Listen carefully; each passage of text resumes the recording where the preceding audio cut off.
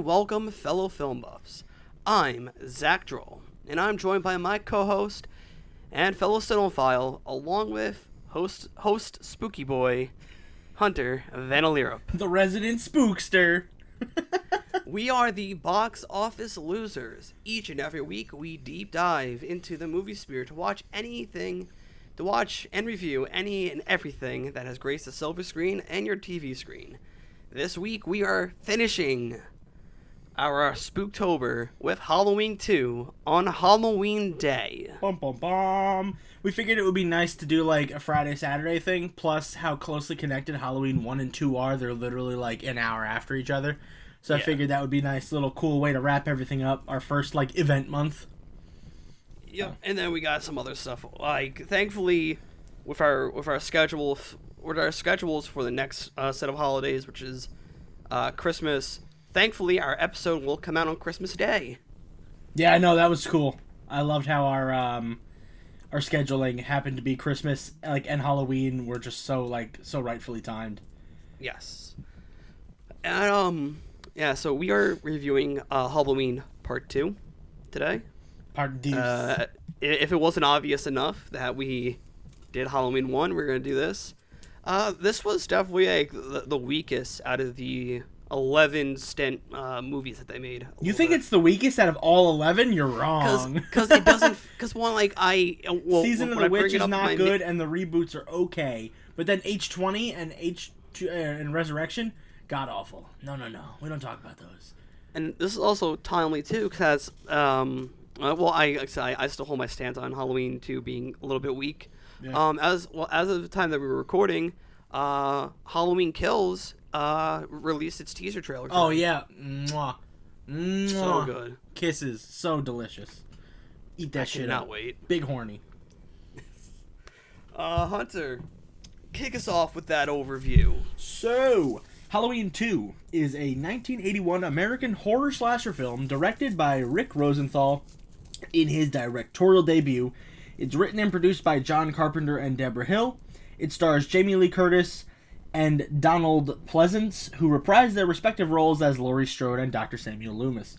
It is the second installment in the Halloween film series and originally served as a direct sequel to Halloween 1978, until it was retconned by the 2018 film serving as the direct sequel. But, as you know from last episode, my headcanon says, fuck that jazz, 2018 is part 4. Alright. The plot picks up directly after the first film, with Michael Myers following survivor Laurie Strode to a local hospital, while his psychiatrist, Dr. Loomis, continues the pursuit. The cast fully consists of Jamie Lee Curtis as Laurie Strode, Nicole Drucker as young Laurie Strode. You got Donald Pleasence as Loomis. Charles Cypher comes back as Brackett, but in a lesser role. You got Lance Guest as Jimmy, the ambulance dude. Pamela Susan Shoop as Nurse Karen Bailey, who I think is the one who has the sex in the room, I think. No. That would be Grace, who had sex with the dude. Oh, she's not even cast on here. Weird. No, that's the character. Oh, you know the character Grace. I don't know where she is. Anyway, Hunter Von Leer as Deputy Gary Hunt. When I saw that, I was like, that's way too close. It's close to me. I got Tawny Moyer as Nurse Jill Franco, Anna Alicia as Nurse Janet Marshall, Nancy Stevens as Marion Chambers, and then you got Dick Warlock, best name in cinema, as Michael Myers in the bodysuit, because Nick Castle really couldn't come back, but they did have Nick Castle and Tony Moran for archive footage. That's why they're credited in this film. And then you had Adam Gunn as young Michael Myers. The budget for this film was $2.5 million, and it made $25.5 million at the box office. Hell yeah, dude. This wasn't as bad as everybody says it was, but it definitely wasn't as good as the original, and we'll dive into that later. Yeah, I don't know why Grace isn't listed, because I'm assuming that is her name, because my review does make that statement that apparently that is her name, Grace. Yeah, Grace and that other ambulance dude aren't even registered in the main cast, even though I feel like they're more in the movie than some of these other characters. Well, maybe they probably don't want to be tied to it because Homegirl had her titties shown. Well, that's not true. I think it's just the Wikipedia didn't label them as main cast. So true, and that's pretty true. yeah. So sometimes Wikipedia just goes the main ones. I mean, they got Dick Warlock in there. Can't beat Dick Warlock. So now, like, getting into the notes section, I'll read the first 2 paragraphs. Sounds good.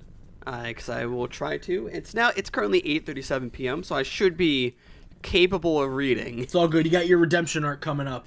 You got this. Carpenter and Hill, the writers of the first Halloween, had originally considered setting the sequel a few years after the events of Halloween. They planned to have Myers track Laurie Strode to her new home in a high-rise apartment building. That would have been sick. That would have been great. However, I love horror movies in like apartment buildings. Gives you a lot of free roam to run around. However, the setting was later changed back to Haddonfield, Illinois, but at the local hospital. Tommy Lee Wallace, who served as the crew of the original film, stated that no one was all that excited over the prospect of a sequel, but producer Irwin Yablans, there you go, you got it, was eager to make a second film. When Yablans approached him about the project, Carpenter was in the midst of developing The Fog of 1980. According to Yablans, he had planned to produce The Fog for Carpenter, but that Robert Remy, right? Mm-hmm. Okay, intervened and acquired production rights with his company, Embassy Pictures. A lawsuit between Yablans and Remy ensued, after which it determined that the Embassy would retain rights to The Fog, while Yablans Compass International Pictures would be guaranteed production rights for Halloween 2. That's weird. Fight. Yeah, I love infighting over the rights of a movie. God, you don't hear that nowadays. Spider-Man. Everywhere. What do you mean? It's everywhere. It's not just Spider-Man. It's just mostly Spider-Man. The sequel was intended to conclude the story of Michael Myers and Laurie Strode. The third film, Halloween 3: Season of the Witch, released a year later, contained a plot that deviated wholly from the first 2 films. Wallace, who went to direct Halloween 3, stated, "It's our intention to create an anthology out of the series, sort of along the lines of Night Gallery or The Twilight Zone. Only on a much larger scale, of course." When asked in a 1982 interview what happened to Myers and Loomis, Carpenter flatly answered, "The shape is dead." Pleasence's character is dead too, unfortunately, who would later be retconned as both Michael and Loomis would return for the multiple later installments. Yeah, yep, because they just like, Michael was in a coma after he got set on fire, and Loomis is just there. Yeah, Loomis just somehow lived after consuming so much fucking ether. Well, yeah, because so in the first one, the first one was always meant to just be like a standalone thing, and then after Halloween 2 is, like you said, when they wanted to start doing the anthology because of what they left off with Halloween 1. They had to finish it with 2. But then 3, Season of the Witch, is such a different film and has none of the same returning characters. It would have been cool if the anthology series followed Dr. Loomis. Like, if Season of the Witch had Dr. Loomis as the quote-unquote main character, or the overarching character, where it was like, he was investigating the masks because he, I don't fucking know, they're all tied to the psychiatric hospital. It would have just been cool to follow, like, one character over instead of following just Michael. Yeah, I did not like the ending to 2, though. I'll get more into that, because I have it in my notes, and I did research about the thing, to make sure I was going to say the right stuff. Sounds good. And god damn it. All right, Hunter, continue on with the notes, please. So, the screenplay of Halloween 2 was written by Carpenter and Hill. Carpenter described that the writing of this screenplay mainly dealt with a lot of beer, sitting in front of a typewriter saying, "What the fuck am I doing? I don't know." That's terrible. He was like, "I wrote the first one in 10 days and I loved it." He's like, "In this one, I got drunk as hell and went, they're in a hospital and there's boobies." And there's a hydro dip bath. Yeah, we'll talk about that weird shit. In an interview for Fangoria magazine in 1981, Hill mentions the finished film differs somewhat from initial drafts of the screenplay. Upon receiving the script, Yablans was disappointed as he felt it was pedestrian and predictable. The plot twist of Laurie being Michael's sister was initially never planned by Carpenter or Hill, but was conceived, according to Carpenter, purely as a function of having decided to become involved in the sequel to the movie, where I didn't think there was really much of a story left. So basically, he's saying the only reason why they're related is so that it had a real story and not just, here's sequel for the sake of sequel. He wanted it to be somehow like there's a reason for it, so they shoehorned in the whole sister thing, which is later retconned, but I kind of like it, so, fuck yeah. He would later refer to this plot as silly and foolish, though it would go on to shape the narrative arc of the series in subsequent films. Film critic Roger Ebert, who is everywhere in Hollywood because he's like the big dude, who praised the first film, notes that the plot in the sequel was rather simple. The plot of Halloween 2, he says, absolutely depends, of course, on our told friend, the indie plot, which requires that everyone... Oh, idiot plot. Why did I say indie? The idiot plot, which requires that everyone in the movie behave at all times like an idiot. That's necessary because if anyone were to use common sense, the problem would have been solved and the movie would be over. Hill rebuffed such critiques by arguing that in a thriller film, what a character says is often irrelevant, especially in those sequences where the objective is to build up suspense. So Hill was basically like, fuck you, man. We made a movie. You make a movie. Historian Nicholas Rogers suggests that the portion of the film seems to have drawn inspiration from the contemporary conservative controversies surrounding the holiday itself. He points specifically to the scene in the film when a young boy in a pirate costume arrives at Hablin's Memorial Hospital with a razor blade lodged in his mouth. Yeah, that was weird. I was so confused at what happened. Now I know what happened. Okay. When the kid showed up, I was like, did Michael stab this kid and I didn't see it? But no. But the kid just shows up with a razor blade in his mouth like, and I'm like, what the absolute fuck? How does a kid get a razor blade stabbed in their face and it wasn't Michael's doing? Well, they probably shoved it into a candy bar or an apple. No, it was a huge... It wasn't like a little razor blade. It was like a legit razor blade with a handle.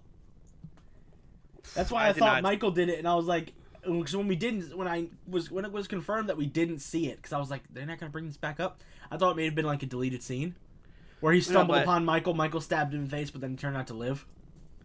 But and here's with a razor blade lodged in his mouth, a reference to the urban legend of tainted Halloween candy. Yes, but like it's if it was like a tiny razor blade and his tongue like fell out and like you'd be surprised. They shove shit into a thing no matter what. Weird, but whatever. According to Rogers, the Halloween film opened in the wake of the bellowing story about Halloween sadism and clearly traded on the uncertainty surrounding trick-or-treating and the general safety of the festival. The main cast of Halloween reprised the roles in the sequel, with the exception of Nicholas Castle, who had played the adult Michael Myers in the original film.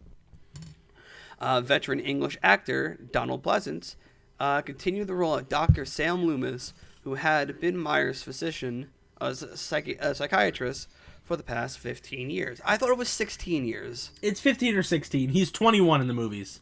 While Myers was institutionalized at Smith's Grove Sanitarium, Curtis, then 22, again played the teenage babysitter Laurie Strode, revealed in the film as a younger sister of Myers. Which didn't make sense to me. It doesn't. They basically said they had another kid when Michael was 2. I was like, then how would he not know of the other sister? Curtis required a wig for the role of long-haired Laurie Strode, as she had her own hair cut shorter at the time. Again? She required another wig? Every once in a while she cuts her hair short. Charlie Cyphers reprised the role of Sheriff... fuck! Can you say his first Sheriff name, Brackett. please? It's Lee Brackett. Lee Brackett, thank you. I have a stutter. Yeah, no, it's not that. It's that name, Leigh, is pronounced Lee, like Lee. Sometimes it's like Lay, but it's Lee. Lee Brackett. Mm-hmm. Though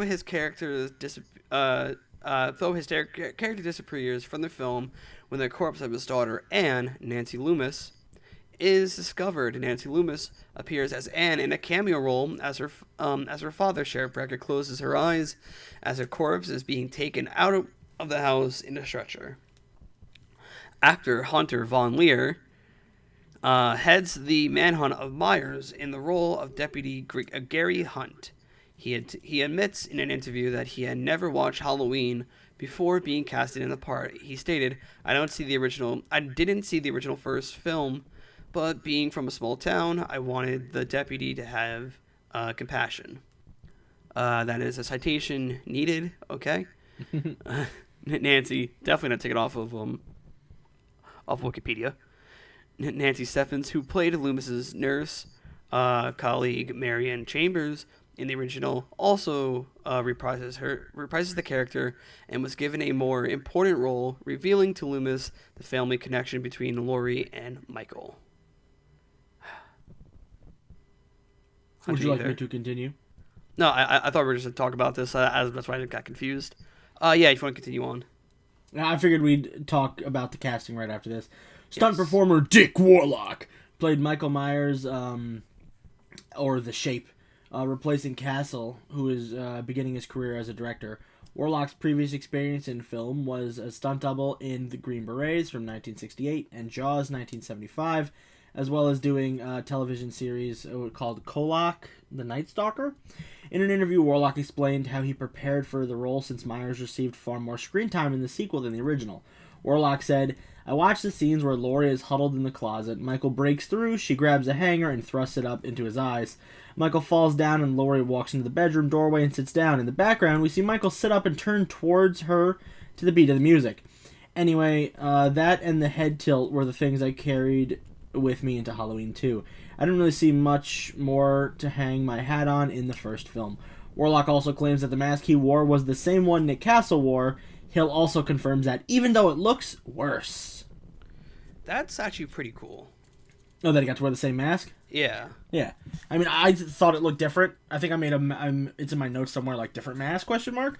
They probably just, like, they probably just scuffed it up a little bit. Well, it was 3 years or 4 years since or 5, actually, I think, since the film. So, yeah, they probably threw it in a warehouse and it sat there. Yeah. Yeah, 'cause back in the day, people really didn't take a lot of their souvenirs. That only started coming up in, like, the 90s, when they were like, I want my shit. Alright, do you want me to continue, or do you want to continue? Do you want to talk about the casting real quick? It seemed like you had something to say before. Oh, no, I was just like, it's just cool that, like, they were able to get a lot of the people back. Or even if they were in smaller roles, like Cypher, yeah. Cyphers or Nancy. And even they got, Nancy Stevens back, who was just in the car scene in the first movie. Yeah, she was the nurse who got, like, rocked pretty much when... Yeah, she got thrown out of the car. Okay. Mm-hmm. Can you read that second one? I have a feeling I'm going to, like, fucking pass out if I read that. Yeah, sure. The supporting cast consisted of relatively unknown actors and actresses, except for Jeff Kramer and Ford Rainey. Most of the cast previously or later appeared in films or television series by Universal Studios. Kramer was previously cast in supporting role as Detective Jeff Hendricks in Jaws and Jaws 2. In Halloween 2, Kramer played Dr. Graham, a dentist who examines the charred remains of Ben Tramer, who was the guy who got hit by a car and then exploded. I know, I was like, what the fuck? Yeah, because at first I'm like, wait, is that Michael? And then, like, he gets hit by a car and blows up, and I was like, they're not going to kill Michael that way. That's a little fucked up. Turns out he was, like, just some drunk kid leaving a party. And first off, how was that, like, how did that kid just match the costume, like, to a T? That makes no sense on that. Because he was wearing a Star Trek mask, but he didn't have the shirt. I don't know, dude. It was super weird how they were like, it's the same night, and this guy has the same exact outfit that Michael has. You know, but, like, it wasn't like the Shatner mask. Well, it was, but it was painted white still. Mm-hmm. Like, it's just so weird. That was definitely a weird little meta thing they threw in there, and I was like, why? Rainey was chosen to play Haddonfield Memorial Hospital's drunk resident Dr. Frederick Mixter, who was the dude who gets stabbed in the eye. A host of character actors were cast as hospital staff. Many were acquaintances of director Rosenthal. He told an interviewer, I've been studying acting with Milton Katsilias at Beverly Hills Playhouse, and I brought many people from the Playhouse into Halloween 2. These included Pamela Swan-Shoop, Leo Rossi, Anna Alicia, and Gloria Gifford. Probably one of Rossi those played the part of Bud Scarlatti, a hypersexual EMS driver.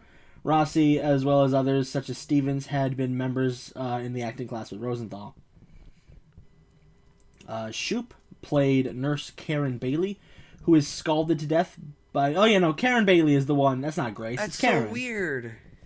I think he just says Grace because it's something, we'll get to it later. But I think there was a nurse named Grace, but I thought Shoop was, I thought Karen was the one who got scalded. Scalded to death by Michael in the hot tub therapy bath. Featured in the only nude scene in the film, Shoop discussed filming the scene and recalled getting an ear infection. The water was cold and dirty. They were playing it off like the water was boiling, but it was actually absolutely freezing. Fucking cool. Shit, dude. Leo and I were so cold our teeth were chattering. Gifford and Alicia played minor supporting roles as head nurse Ms. Virginia Alvis and orderly Janet Marshall. Actor Lance Guest played EMS driver Jimmy, who was obsessed with Laurie Strode after seeing her once. I thought that was a little weird. I was like, is he low-key a killer? Like, what's going on? Well, it was the Florence Nightingale shit. What's that? It's like, I think like a nurse or the patient falls in love with their... Kind of like, it's like either like the patient falls in love with the nurse or the nurse falls in love with the patient. Well, they did that in American Werewolf in London.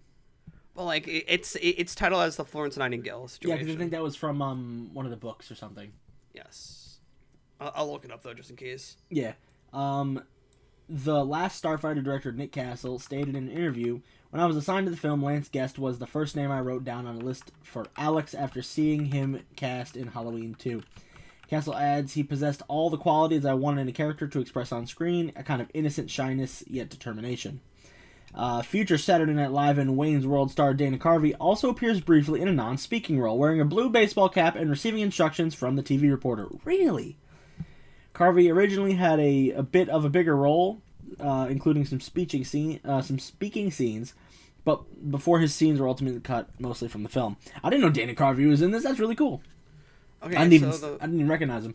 So the Florence and Nightingale thing is pretty much like that. Like the doctor falls in love with the patient. Gotcha. I mean, like you said last episode, you said Laurie Strode's a smoke show, and sure, but he sees her knocked out, drugged up, and then chased by a murderer, and then I think he gets killed, right? I think so. Or he gets stabbed in the back by baby scissors and then dies. Just by baby scissors, cool. Yeah, I have baby scissors somewhere in there. He gets stabbed by baby scissors and picked up. I'm like, how strong is Michael that he could pick someone up with the baby scissors? It's the gauze scissors. Hey, I mentioned that that pretty much like Michael has the weakest like off kills or like off camera kills or on camera kills in like slasher history. He's got some decent ones, but it's because they're not as good as like Friday the 13th or Nightmare on Elm Street. Well, that's because those characters are represented as inhuman, while Michael is supposed to be human until like 4, 5, and 6. That's when the kills get a little bit more extreme. Mostly, it's him just like stabbing people or like stabbing people or choking them. He likes to choke people. Halloween executive producers Irwin Yablans and Akkad. Not even going to pronounce your first name, bud. Sorry, I did it last time. Invested heavily in the sequel, boasting a much larger budget than its predecessor, which is $2.5 million, which I discussed earlier, compared to only $320,000 from the original. Italian producer Dino De Laurentiis assisted in financing the film. There was a discussion of filming, Halloween 2 in 3D, but Hill said, we investigated a number of 3D processes, but there were far too many expenses for this particular project. Also, most of the projects we do involve a lot of night shooting. Evil lurks at night. It's hard to do that in 3D. Dean Cundy, the director of photography on the first film, reprised his role as cinematographer, opting out of shooting Toby Hopper's Poltergeist of 1982 as he felt loyalty to Carpenter and Hill. What were you going to say? Fuck. Jesus, you backed out of Poltergeist to film this. I mean, well, actually, that's kind of good. He said it's because he felt loyalty. But also, that's kind of smart, because wasn't it like the Poltergeist set, like, cursed, and everyone got, like, fucked with? I think so. I think it was, like, it got so like tense. Maybe we'll cover Poltergeist at some point, but it got like so tense that everyone in the film started to think that like everything was legit haunted. And also they said it's hard to do 3D at night. Friday the 13th 3. That was in 3D. This was also in 1981. I think Friday the 13th 3 came out like 90 something. Okay. You got to think a whole 10 years later the 3D stuff would be better. You can check on what the actual time is later. Yeah, I'll continue on. Most of the film was shot at Morningside Hospital in Los Angeles, California, and Pasadena Community Hospital in Pasadena. Oh man, big surprise. Rosenthal. Rosalintha, right? Rosenthal, sorry. Rosenthal recalled filming at Pasadena Community Hospital at beginning and being extraordinarily difficult due to the proximity to an airport, which disturbed shooting frequently due to the incoming airport. Oh, that'd be fucking aggravating. You're shooting a movie, and you get the perfect scene, and then all of a sudden, boom! Not cool. I'd be like, no! Reluctant to extend his involvement in the film, Carpenter refused to direct and originally approached Tommy Lee Wallace, the art director from the original Halloween, to take the helm. Carpenter told one interviewer, "I made that film once and I already don't want to do it again." After Wallace declined, Carpenter chose Rosenthal, and relatively unknown and unexperienced director, which previous credits included episodes of television series Secrets of the What is that? Midland Heist. Midland Heist. Thank you. 1980 and 1981, Rosenthal was chosen to direct based on a short film he had made, The Toyer, while a student at the American Film Institute. Hill also considered directing at one point, but did not want to appear as just a protege of Carpenter. Little protege.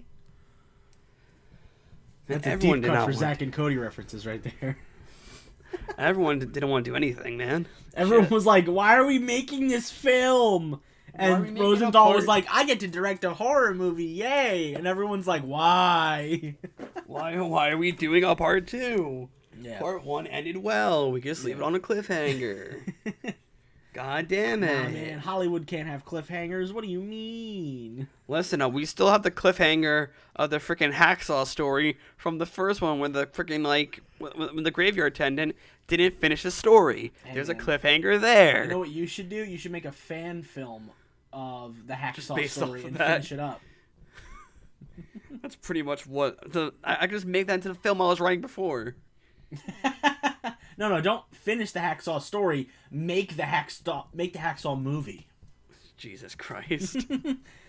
Stylistically, Rosenthal attempted to recreate the elements and themes from the original film, stating, "Conceptually, it's not at all my film. It's a continuation of John Carpenter and Debra Hill's film. But in execution, it's my vision." Halloween 2 opens with the title sequence zooming in on a jack-o'-lantern that splits in half to reveal a human skull, a reference to the original title sequence, which featured a similar zoom-in to an eye of jack-o'-lantern. The first scene of the film is presented through a first-person camera format in which a voyeuristic Michael Myers enters an elderly couple's home and steals a knife from the kitchen. Rosenthal attempts to reproduce the jump scenes present in Halloween, but does not film Michael on the periphery, which is where he appeared in many of the scenes on the original.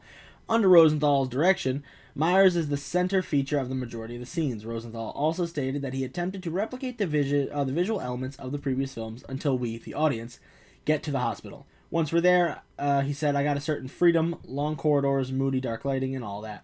In an interview with Luke Ford, Rosenthal explains, the first movie I ever did, Halloween 2, was a sequel, but it was supposed to be a direct continuation. It started 1 minute after the first movie ended. You have to try hard to maintain the style of the first film. I wanted to make it feel like a two-parter. You have the responsibility and the restraints of the style that it's been set. It was the same crew. My philosophy was to do more of a thriller than an actual slasher film, which does come off more as a thriller. You're more in suspense on what's happening around than you are with the actual kills. I was more concerned that the hospital wasn't going to be able to run after Michael was done with it, and then it's kind of true. I just want to talk about him going into the old folks' house Gerald, are you sleeping again? Okay. Apparently that old lady is supposed to come back in Halloween Kills or some shit.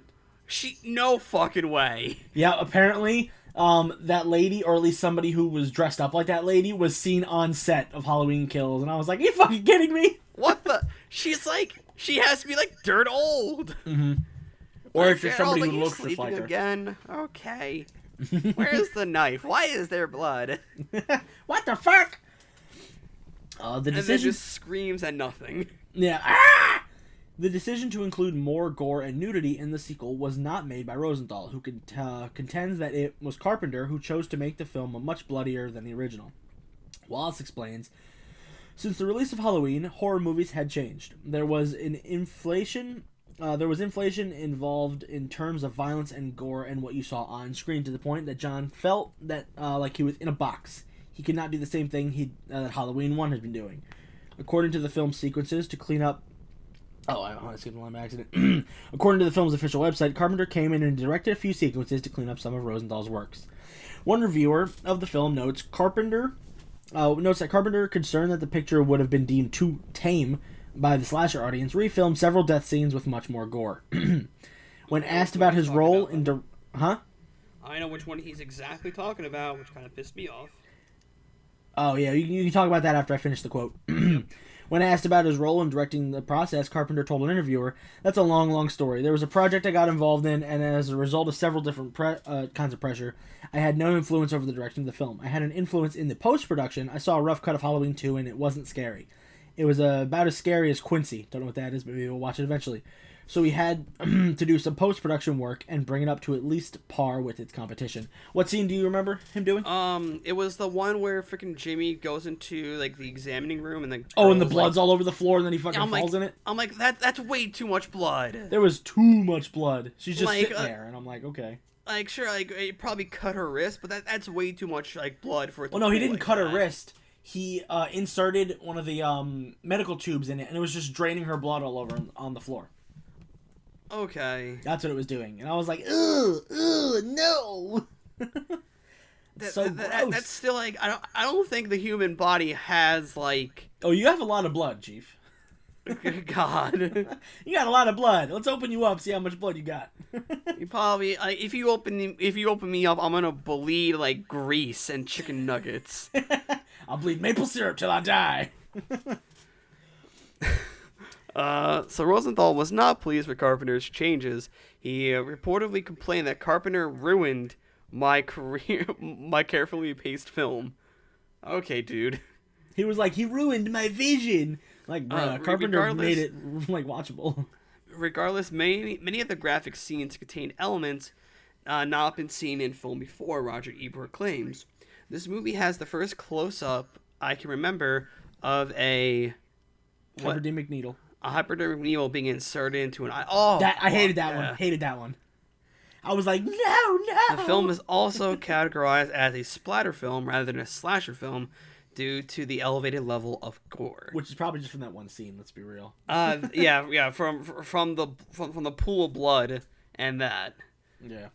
The film was principally edited by Mark Goldblatt. You got it. Skip Skolnick. An editor who had simultaneously been commissioned to edit the television cut for the original Halloween, was intended by Carpenter and Hill to view the cut of Halloween 2 at the same time. Skolnick and Carpenter spent a weekend editing Goldblatt's cut of the film. Ultimately, accessing around 14 minutes. During this editing process, Carpenter realized that an unsolved plot hole was presented. It was unclear as to how Michael Myers was able to track Laurie to the hospital. To resolve this, Carpenter... He followed somebody? I don't know, Loomis maybe? I think he followed Loomis. To resolve this, Carpenter shot a sequence featuring a young boy walking on the streets with a portable radio playing a news broadcast concerning the murders and Laurie's whereabouts. As the boy walks along, he accidentally bumps into Michael and resumes walking.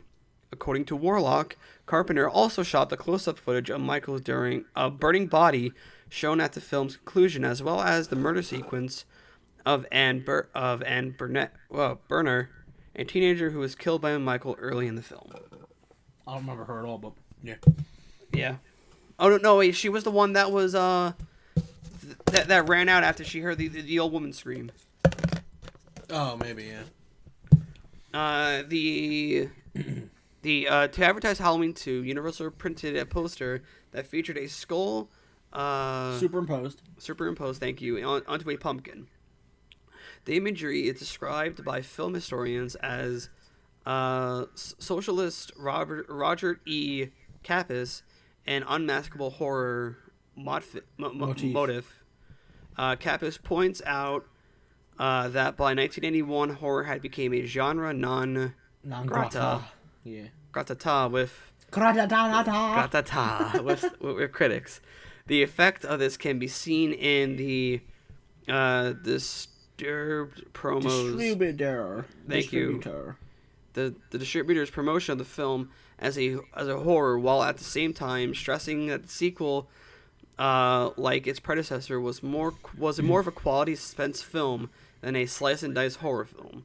Used for the tagline "More of the night, HE came home," a motive version of the original Halloween tagline hoped to accomplish the same task, and it really didn't. Nah, it didn't. Do you want to hit us off with the last paragraph? Yes. Where is it? The theatrical distribution rights to Halloween 2 were sold to Universal Pictures. Universal released the film on October 30th, 1981 in the United States. The film grossed $7,446,508 on its opening weekend. While the gross earnings of the sequel paled in comparison to the original's $47 million opening weekend, it was a success in its own right, exceeding an earning of other films in the same genre in 1981, with Friday the 13th Part 2 only making $27.1 million overall, Omen 3 Final Conflict with $20 million, and The Howling, which is a werewolf movie, for $18 million. Halloween 2 was a box office success, becoming the second highest grossing horror film in 1981 behind An American Werewolf in London. Fuck yeah. Internationally, Halloween 2 was released throughout Europe, but it was banned in West Germany and Iceland due to graphic violence and nudity. A later 1986 release of the home video was banned in Norway. The film was shown in Canada, Australia, and Philippines, in Japan as well. So here's a little fun, spooky thing that was I found while digging up some dirt. So this is a little article titled "The Halloween 2 Murders." I don't know if you know about the Zeki boy, but I'm gonna give you some. I do not. So there was an incident with minor connections to the film, heightened attitudes about the potent effect of media violence on younger people.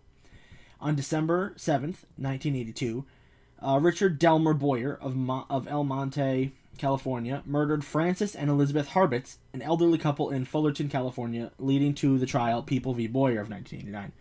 The couple were stabbed 43 times by Boyer. According to the trial transcript, Boyer's defense was that he suffered from hallucinations in the Harbitz residence brought on by the movie Halloween 2, which defendant had seen under the influence of PCP, marijuana, and alcohol. So you should really say PCP, marijuana, and alcohol is a bad thing, not the horror movie, but, I digress. Yeah. The film was played for the jury, and a psychopharmaceuticologist pointed out various similarities between its scenes and the visions defendant described. Boyer was found guilty and sentenced to death, because he should be. The incident became known as the Halloween 2 Murders and was featured in a short segment on TNT's Monster Vision, hosted by film critic Joe Bob Briggs. Oh, Joe Bob does the Shudder stuff. He has his own show. Following the trial, moral critics came to the defense of horror films and rejected calls to ban them. Tom M. Sipos, for instance, stated, "It would be silly, after all, to ban horror films just because Boyer claims that he thought that he was reenacting Halloween 2, or ban Cars because Texas housewife Clara Harris intentionally ran down and killed her husband. Nor does it make any sense to ban otherwise useful items such as drugs or guns just because some individuals misuse them." So yeah, this guy was on PCP, marijuana, and alcohol and killed his neighbors because he watched the movie and was trying to reenact some of the scenes. I was like, that's fucking ridiculous. Essentially it's drugs that did it, not the movie. Yeah, and this is basically where the whole like media violence like really started up. Like, oh, Halloween movies breed serial killers. It's actually known to be not true. There's actually a study that says if you watch more horror movies, you're less violent because the catharsis comes from watching the film rather than committing crimes. Yeah. Which is really cool. Now on to our plot, though, guys. Plot. Man, it's crazy that we are winding down. On October 31st, 1978, the same day as Halloween 1, Michael Myers is shot and falls out of a balcony, taking shelter to recover from his injuries. Michael steals a kitchen knife from a home of an elderly couple and kills a teenage girl next door.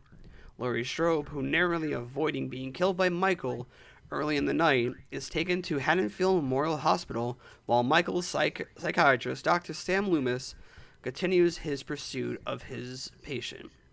Accompanied by Sheriff Lee Brackett, Loomis mistakes a teenager Ben Tramer for Michael when Ben gets hit by a squad car, which pins him into another vehicle that bursts into flames, killing him.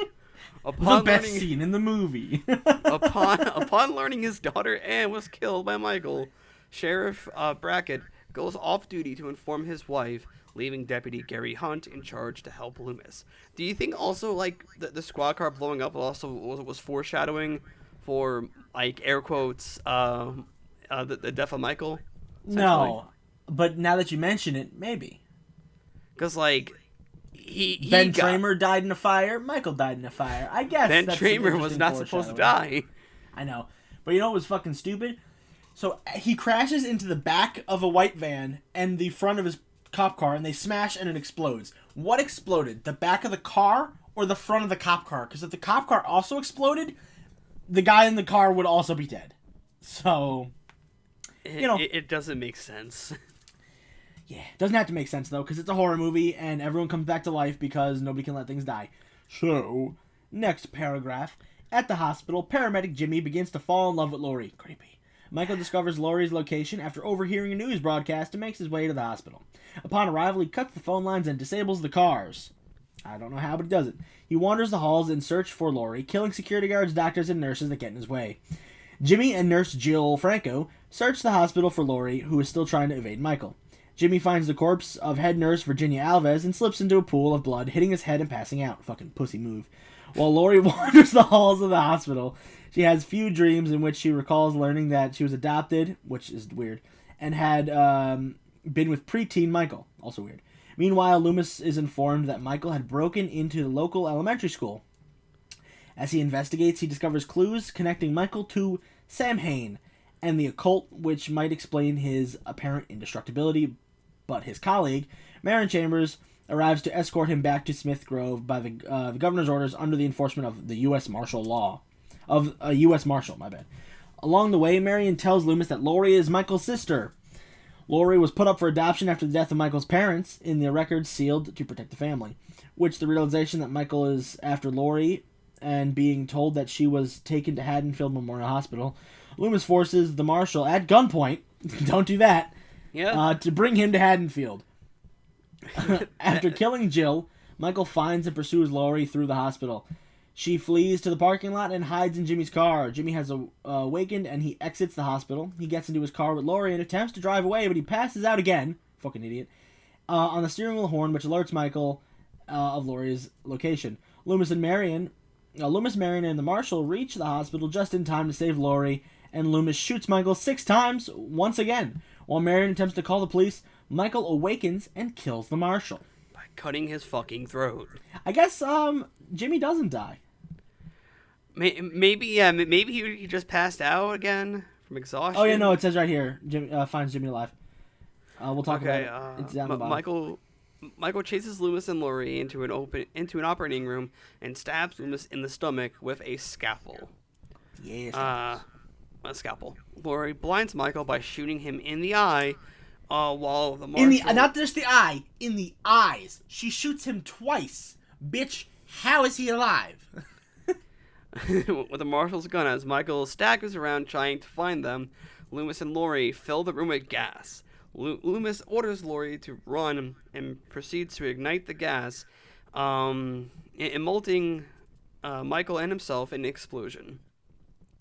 Loomis is presumed dead. Michael, engulfed in flames, follows Laurie out of the room before collapsing the next morning. Laurie is transferred to another hospital. The television includes an extended ending while Laurie finds Jimmy alive in the back of an ambulance. Okay. Yeah, so Laurie gets transferred to another hospital, which doesn't get brought up again because in 3 it's Season of the Witch, and then in 4 she dies in a car crash. But then in age 20, it's revealed that she faked her death to escape Michael and changed her name. But in the television version, it includes an extra scene that shows Jimmy being alive. I guess giving them a sort of happy ending. What fucking happy ending can we get from this at all? I don't know. Maybe we'll see in 2022 with Halloween Ends. Oh my gosh! Here's my favorite segment: Hunter's mid-movie notes. Because it's only my favorite segment when I haven't seen the movie before. When I've already seen the movie and I'm just writing down stuff that's like questions, it's weird. But when I'm just reacting to the film, it's always fun. So let's start off with my first mid-movie note. I said reshot recap sucks since I'm doing a double feature, or it would have actually been helpful. Next note, dogs do not like this man, referring to Michael. All these dogs just keep barking at him. I guess because he eats them. Or whatever. Love how this is a direct continuation. My buddy Billy said it should have been just a 3-hour-long film. It's that direct. Yeah.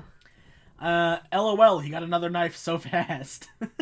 He loses his knife in the first one, and then he gets it in like the first 3 minutes of this one. Girl on the phone, bout to die. That's Annie. Yeah. Here's my favorite mid-movie note, probably. I said, people gotta stop leaving their back doors unlocked. If people locked their doors, Michael would get caught so fast. Listen, it's 1978, technically. You can do whatever the fuck you want. No one's gonna rob your house. Well, no, because, like, if the doors were locked, Michael would try to unlock it, and the people would turn around and see him. He would eventually punch through the glass and unlock the door himself and chase them, but they would at least have time to run away. As opposed to them leaving the door unlocked, then he just slowly opens it and stabs them. But I digress. It was the 70s or 80s or whatever.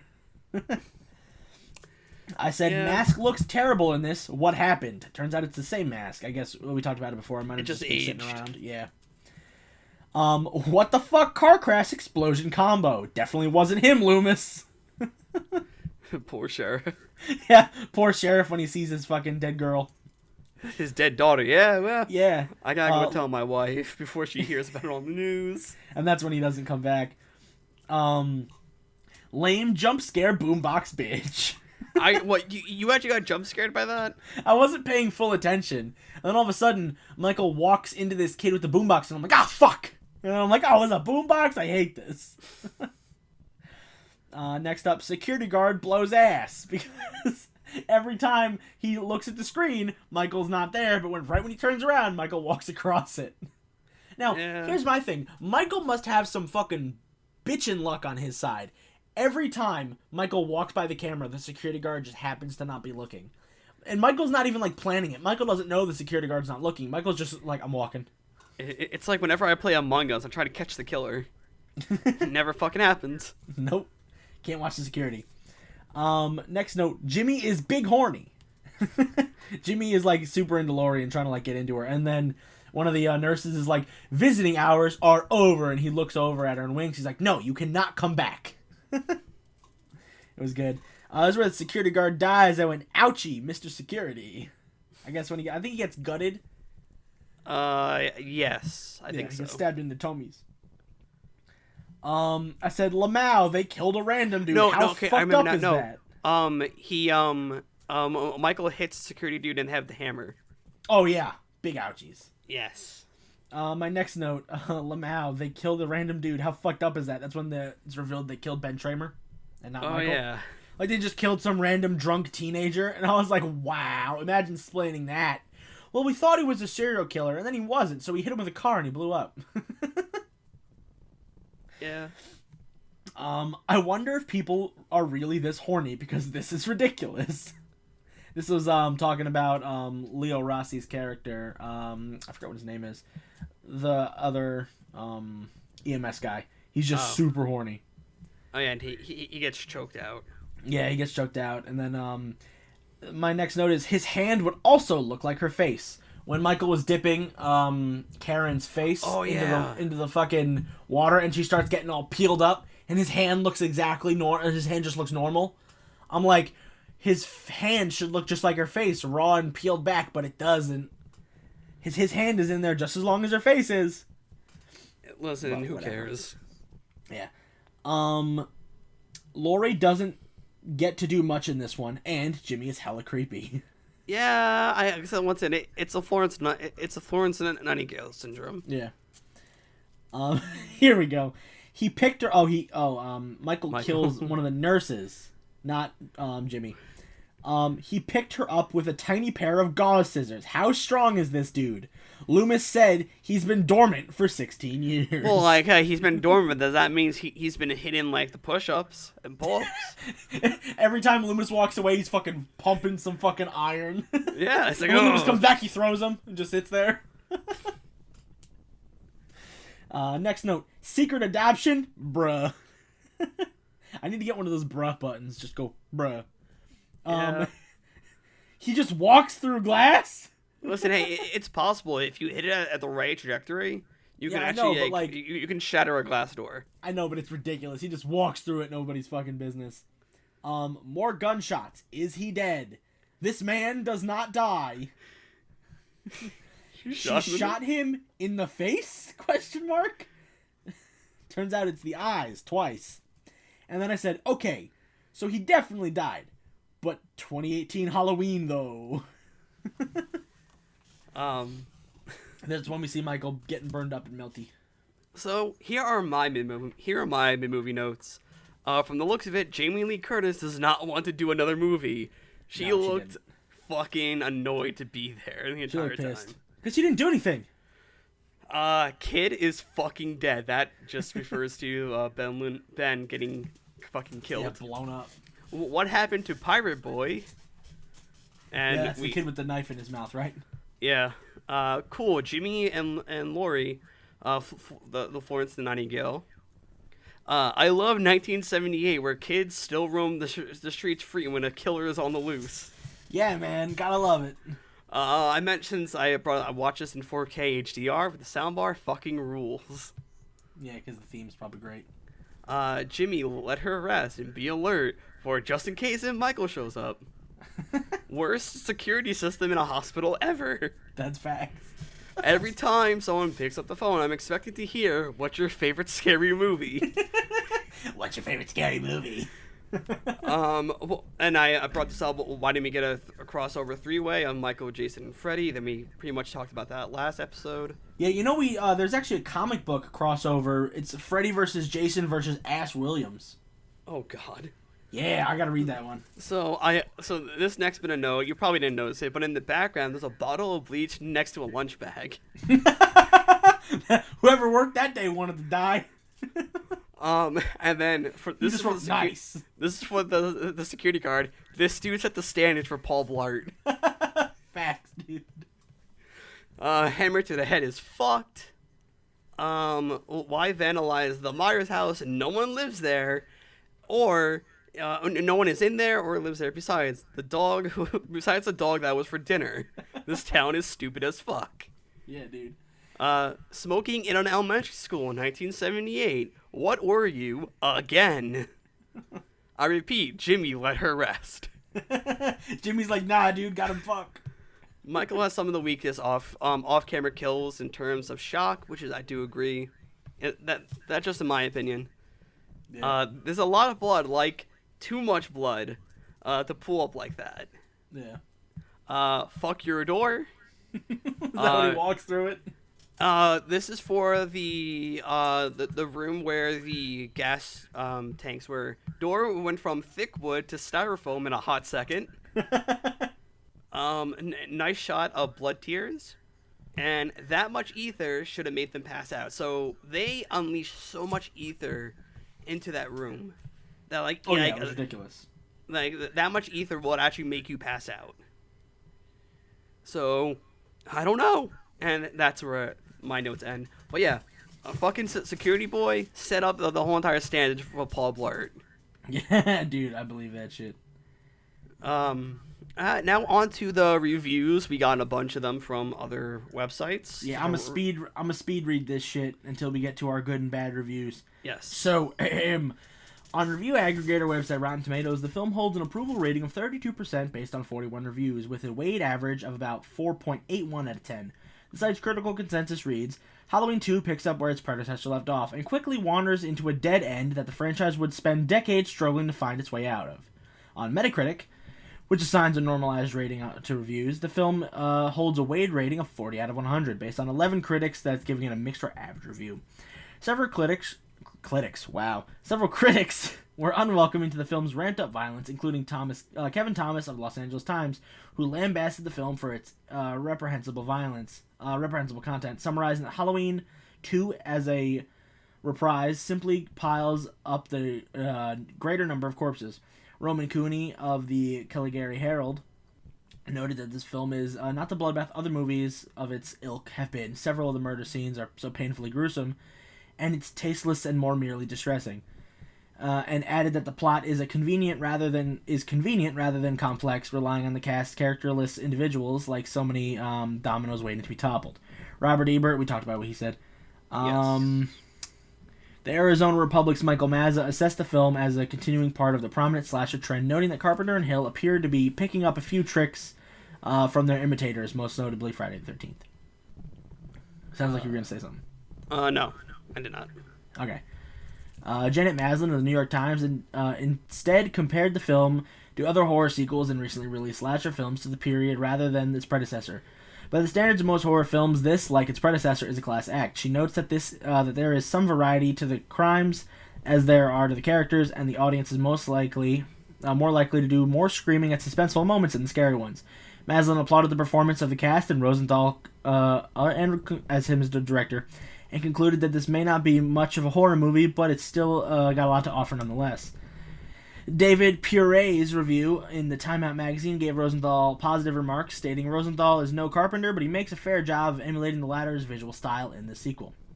He wrote that the Myers character had evolved since the first film and became an absolute agent of evil. Film historian Jim Harper suggested time has been a little fairer to the film than original critics. In retrospect, many critics have come to recognize that it's considerably better than the slew of imitation slashers that swamped the genre in the 80s. Like the original Halloween, this and other slasher films have come right under fire from feminist critics. According to historian Nicholas Rogers, academic critics have seen the slasher movies since Halloween as debasing women in as decisive manner as hardcore pornography, which we talked about last time. Yeah. Critics such as John Muir point out that female characters such as Laurie Strode survive not because of any good planning or their own resourcefulness, but sheer luck. Although she manages to repel the killer several times in the end, Strode is rescued by Loomis, which we did talk about. I think we directly quoted that last time. Yes. So, you gave it a higher rating than me, so you get to read the good review. Hey, we'll say that our ratings, this is one of the times that our ratings don't differ too much. Oh, yeah, no, they're not that bad. Sean Kohler of Box Office Profits, most importantly, he gave it a 7 out of 10. Most importantly, as the only film other than the original with all three Laurie Loomis Myers is the most of all elements that made the classic film so great. And we only paraphrase the reviews, by the way. Yes. The reviews, you can read the full one at Box Office Profits. It's like a huge, 6-paragraph essay. God. We just give the good summaries. And now, Hunter, give us that bad review. The bad review from David Kerr of the Chicago Reader. He labeled it as rotten. Rick Rosenthal, who directed the 1981 sequel, doesn't have Carpenter's expansive, affectionate way of stereotypical characters, and without it, they're empty shells, bodies waiting for the slaughter. So, who said it? David Pure of Time Out magazine. Oh no, Jim Harper from the film historian. He said, at the time, a lot of critics were giving this shit, but if you rewatch it now, it's actually not that bad. And you can see by our reviews, it's actually not that bad. Yeah. So I gave it a 6 cold hydrothermal sex baths out of 10. I gave it 7 Amazing Grace come sit on this face out of 10. Yeah, I think you thought her name was Grace because of this line, but I think he was just rhyming. Well, it made me think that because, that would make no other sense for him to kind of make that type of situation. Amazing grace, come sit on this face. Yep. I'm gonna sing that to my girlfriend next time I see her. God damn it. So, on that lovely sexual note, just like Halloween, we are gonna close our show. Zach, do you want to do it, or is it my turn? I'll do it.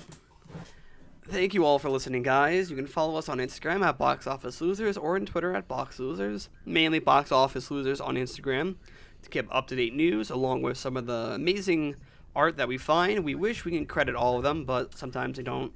Yeah, I try to credit everybody I can, but not everybody I can find. Like, I'll look it up on Instagram, and it's, like, reposted from someone else who also didn't do it, so I'm like, great, thank you for that.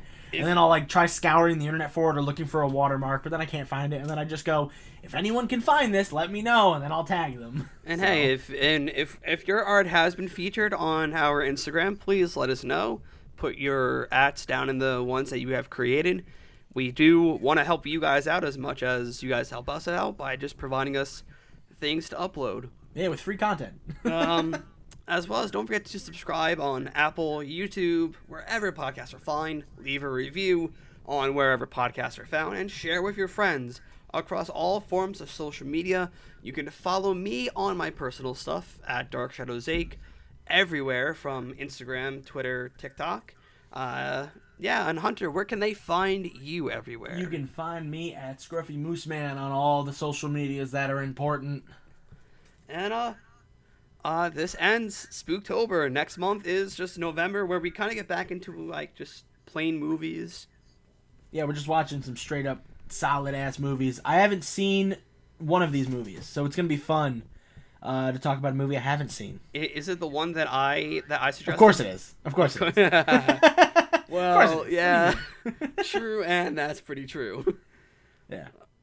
So thank you all for listening. And I repeat, though, since today is Halloween, that you are listening to this, have a happy and safe Halloween, and we hope to see you next week. Yeah, don't eat razor blades. Bye. Yeah, goodbye. Don't eat razor blades.